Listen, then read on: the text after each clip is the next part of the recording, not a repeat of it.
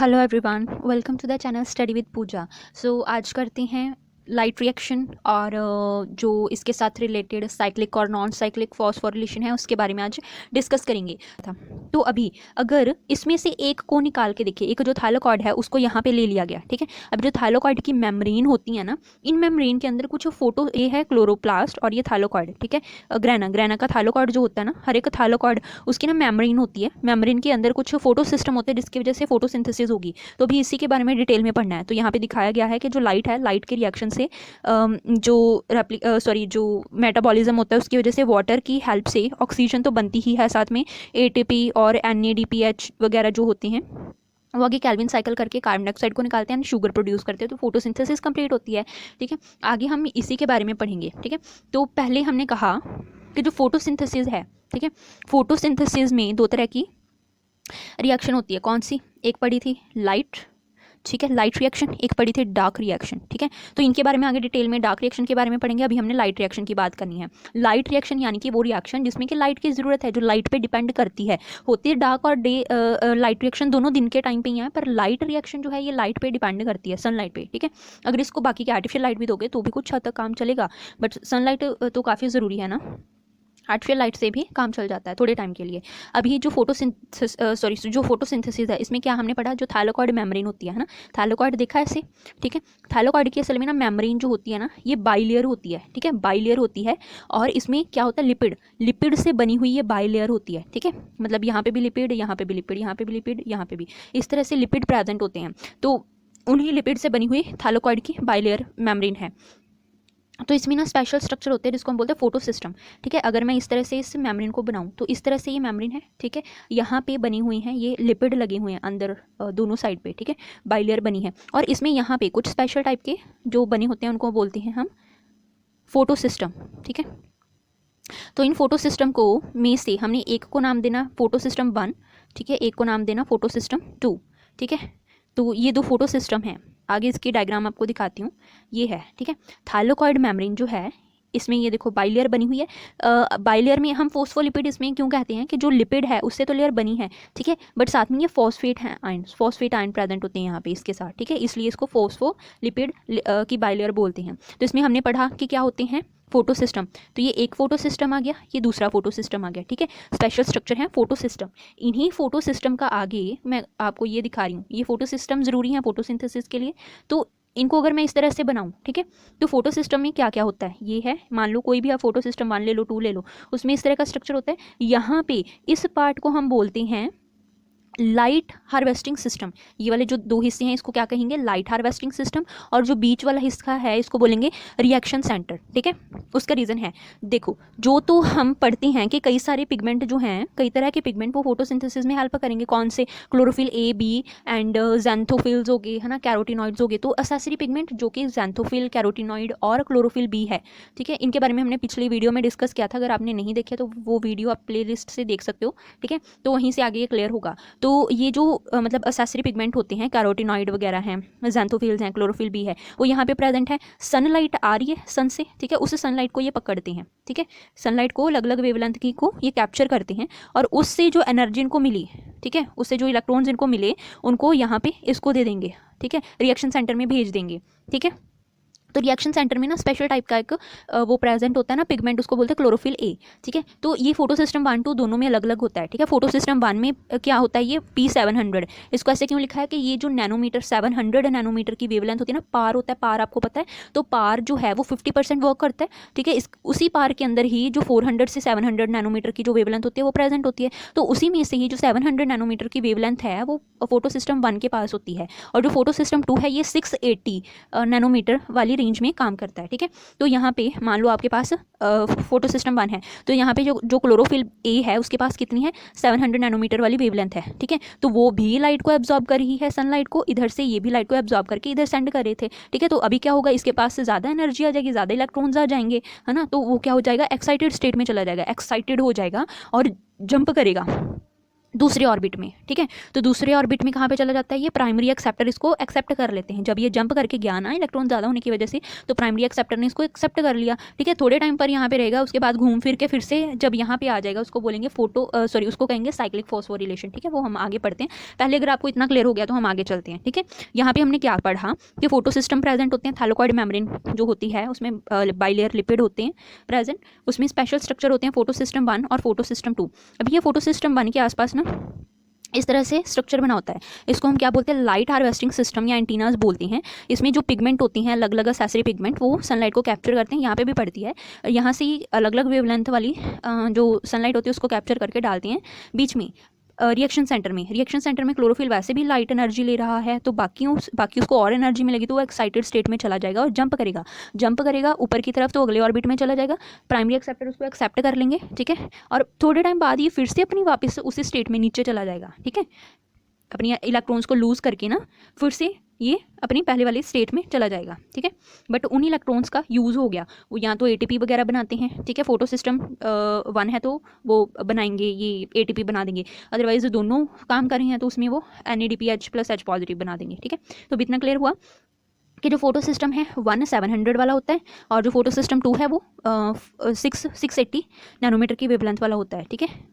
तो उसके आगे चलते हैं।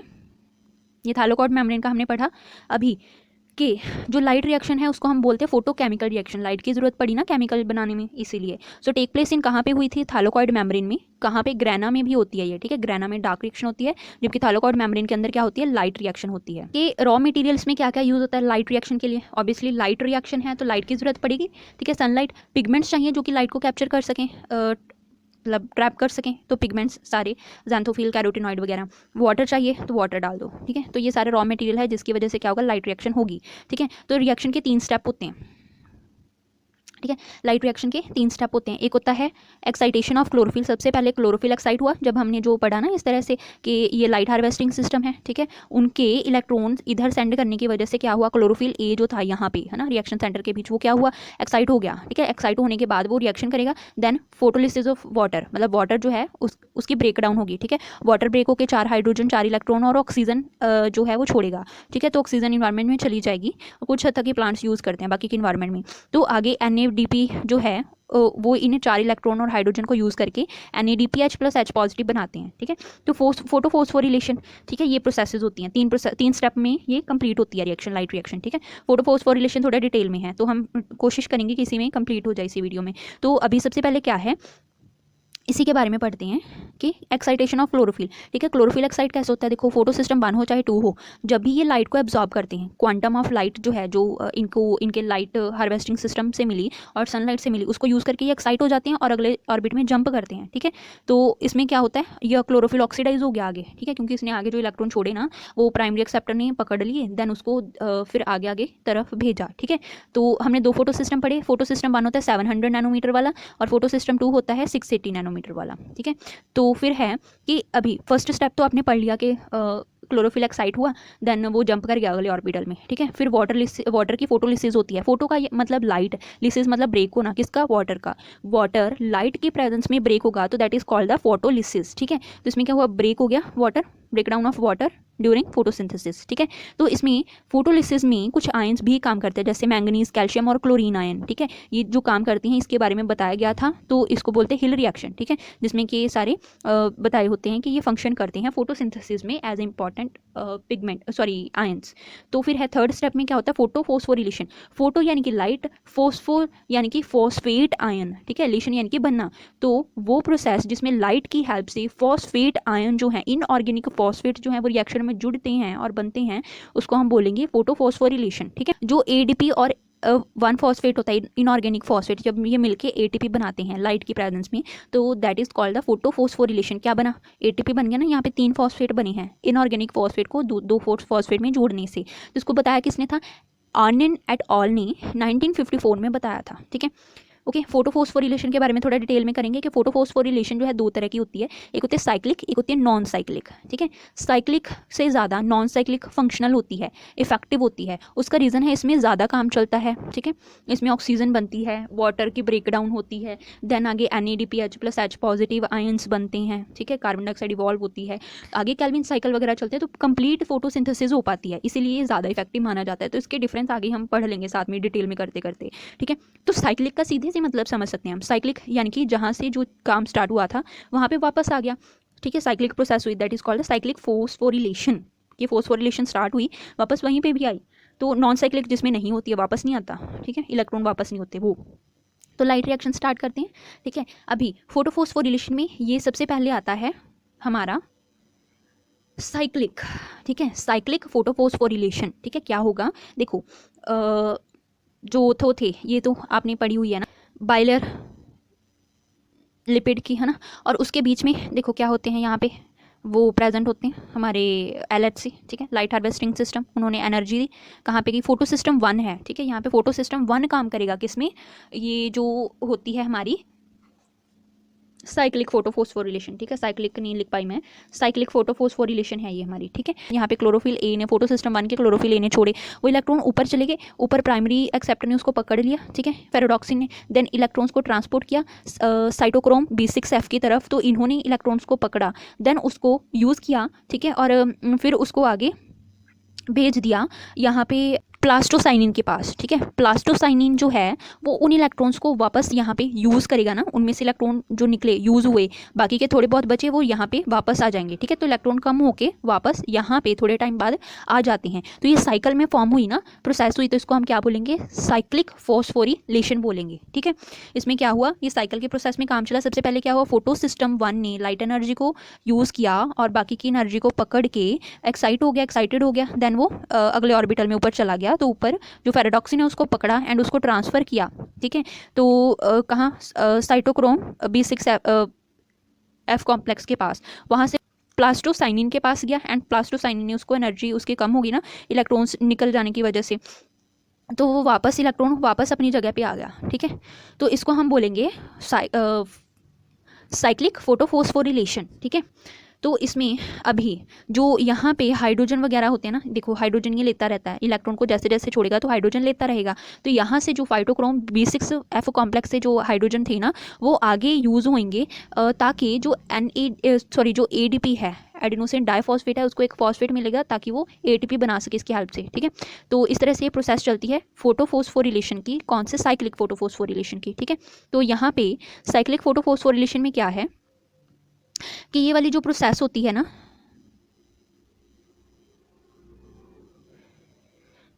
इसमें पहले तो हमें पता होना चाहिए कि इस प्रोसेस में क्या हुआ, जो कुछ कैरियर यूज़ होते हैं, तो कैरियर कौन से हैं जो हमने पढ़ा, PC है ना, फेराडॉक्सिन है, साइटोक्रोम B6F कॉम्प्लेक्स है, ये सभी सारे कैरियर प्रोटीन हैं। ठीक है, कैरियर हैं, इलेक्ट्रॉन कैरियर जिन्होंने इलेक्ट्रॉन को कैरी किया।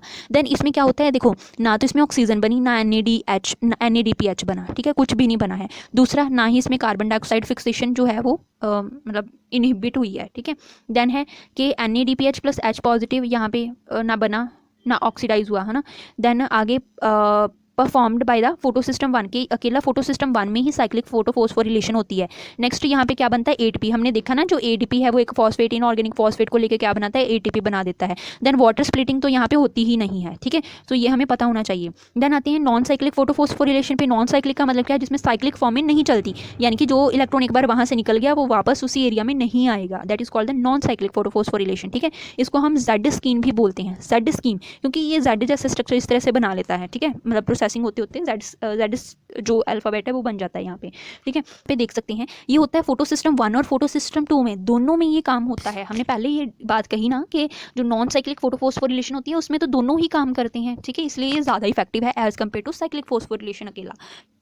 तो यहाँ पे क्या है, फोटो सिस्टम 2 और फोटो सिस्टम 1 दोनों काम करेंगे। पहले आता है फोटो सिस्टम 2 पे। ठीक है, इसकी कितनी होती है वेवलेंथ, 680। ठीक है, 680 नैनोमीटर वाली वेवलेंथ पे ये फंक्शन करते हैं। तो उन्होंने क्या किया, जो लाइट एनर्जी आ रही थी उसको पकड़ा एंड जो आसपास के जो इसके लाइट हार्वेस्टिंग कॉम्प्लेक्स है उनसे एनर्जी ली इन्होंने। ठीक है, जो P680 वाला है, तो साथ में क्या किया, उसी को यूज़ करके वो एक्साइटेड स्टेट में चला गया, वहाँ पे जो प्राइमरी एक्सेप्टर था उसने उसको एक्सेप्ट किया, देन फाइटिन जो है वो बना देगा, ठीक है। फाइटिन में इलेक्ट्रॉन चले जाएंगे, फाइटिन से आगे ये प्लास्टोक्विनीन में जाएंगे, प्लास्टोक्विनीन से आगे प्लास्टोक्विनोन में चले जाएंगे, ठीक है। Then cytochrome B6 F complex में जाएंगे, ठीक है। तो अभी देखो जैसे जैसे यहाँ पे भी ऐसे ही होगा, यहाँ पे इलेक्ट्रॉन गया ना, इलेक्ट्रॉन गया, साथ में एक और चीज़ कि यहाँ पे वाटर स्प्लिटिंग ज़रूर होती है, ठीक है। फोटो सिस्टम 2 में वाटर स्प्लिटिंग होगी, तो आप यहाँ पे देख सकते हो कि जो वाटर है वो स्प्लिट हो रहा है, हाइड्रोजन 2 रिलीज़ कर दिए, ऑक्सीजन रिलीज़ की, इलेक्ट्रॉन रिलीज़ किया। ये अकेला ही था ना, एक वाटर का वो था, तो 2 इसने इलेक्ट्रॉन और 2 हाइड्रोजन रिमूव किए। अगर यहाँ पे 2 होंगे हमारे पास, 2H2O होगा, तो 4 हाइड्रोजन और 4 इलेक्ट्रॉन रिलीज़ करेगा ये मैंगनीज आयन की हेल्प से, ठीक है। तो यहाँ पे जो है वो हाइड्रोजन भी बनेंगे, ठीक है। तो उन्हीं और साथ में इलेक्ट्रॉन बनेंगे, उन्हीं को इलेक्ट्रॉन को यूज़ करके, बाकी की सारी एनर्जी को यूज़ करके एक्साइटेड स्टेट में गया, और यहाँ पे जो प्राइमरी जो था ना वो सेंटर, उसने उसको इलेक्ट्रॉन को पकड़ लिया। देन जैसे जैसे इलेक्ट्रॉन आगे आगे पास करेंगे वो कम हो जाएंगे, बट साथ में यहाँ पे हाइड्रोजन भी बनेगी, वो आगे कीमोस्मोटिक जो हाइपोथेसिस है ना वहाँ पे काम आएगी, वो आगे पढ़ेंगे।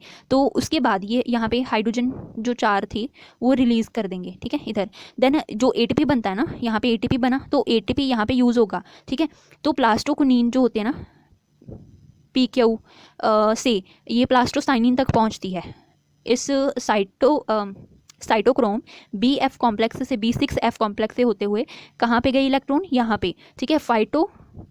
प्लास्टोसाइनिन के पास, PC जिसको कहा जाता है, ठीक है। तो वापस यहाँ पे जब इलेक्ट्रॉन आएंगे, ठीक है, तो यहाँ पे एनर्जी और बढ़ जाएगी। यहाँ पे फोटो सिस्टम 1 है, यानी कि 700 नैनोमीटर वाला जो वाली वेवलेंथ है वो काम करी है, तो और एनर्जी लेगा। इवन सनलाइट से भी एनर्जी ले रहा था, लाइट एनर्जी भी आ रही थी इसको। तो यहाँ पे ये अपने रिएक्शन सेंटर में जो P700 है वो एनर्जी को गेन करके, इलेक्ट्रॉन्स को गेन करके वो क्या चला जाएगा, एक्साइटेड स्टेट में चला जाएगा, और दूसरे ऑर्बिट में वहाँ पर भी जो होते हैं एक्सेप्टर, प्राइमरी एक्सेप्टर, वो इसको पकड़ते हैं, ठीक है। अभी यहाँ पे देखो कोई वाटर वगैरह तो रिएक्ट कर नहीं रहा है, ठीक है, सॉरी, हाँ, वाटर रिएक्ट नहीं कर रहा, यहाँ पे तो था ना।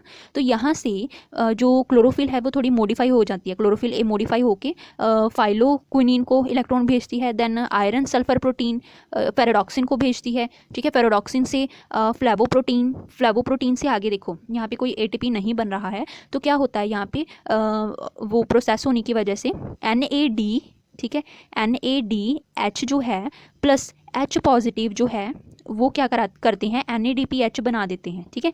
हाइड्रोजन आयन को लेके वो क्या करेंगे, NADPH बना देंगे, ठीक है। तो इससे क्या होता है, आगे केल्विन साइकिल काम करता है, जिससे कार्बन डाइऑक्साइड वगैरह जो है वो रिलीज़ होती है। हम पढ़ते हैं ना कि प्लांट जो है वो भी कुछ हद तक कार्बन डाइऑक्साइड रिलीज़ करते हैं, तो वो यहीं से कार्बन डाइऑक्साइड रिलीज़ करते हैं, ऑक्सीजन यहीं से रिलीज़ हो जाती है, ठीक है। तो ये प्रोसेस चलती है नॉन साइक्लिक फोटोफॉस्फोरिलेशन में, ठीक है।